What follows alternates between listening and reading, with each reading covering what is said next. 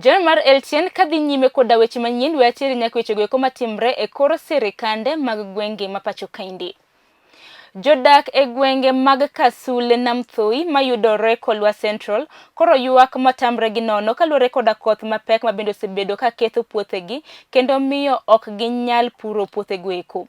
Jodakgo mabende noloso koda TV mar Lolwe odiochieng ma kawuono ne olero ni gisebedo ka ok gipur puothego kuom kinde madirom higni 2 kaluore ni koth chwe mathoth kendo pi pong'o puothegoeko karao bende osebedo ka ketho gigego mabende gipidho e puothe makamago. Kamende kane giloso kinde gi ma koth chwe wakale chandruoge mopogore mag pi, nyithindo ok nyal dhi e skul kaka owinjore, yo malong'o ma kata japiko nyalo kawo go ng'ato kata ka ng'ato yach makoro dwa dhi konyore kata ka dhi e osiptal bende onge. Taito gi kinde gi ma koth chwe kamae bende rape be thagowa, pi pong' ka nam kadugo oko kendo moko donje mier, moko bende donje puothe. Kokalo mago ok wasebedo gi yuto malong'o e kinde gi mag pur. Ka kinde mag opon pi othagowa ma pi pong' nyaka e puothe, ok wanyal puro, ok wanyal komo. Kochopo kinde keyo kech omako piny, onge kaka wakonyre wan joma mine, chuo bende onge kata kuonde manyalo goye amali. Koro kokalo kuom mago duto te odiochieng ma kawuono mane jonam Lolwe olimowa.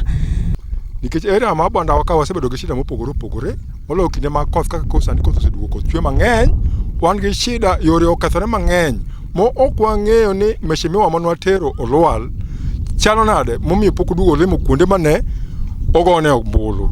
Koro akwayo ni agoero kamano kuom chopo ka mokwongo kapok awacho mang'eny uneno gi wang'u gima timore banda ka, nikech tayari pi osechako baro.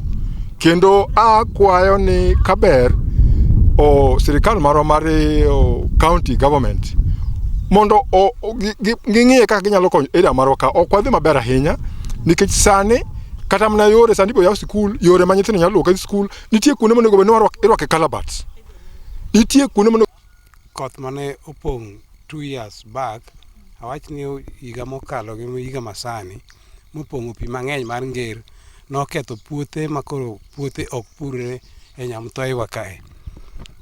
Puothe onindo from last year nyaka sani pod onge puodho manyalo purore.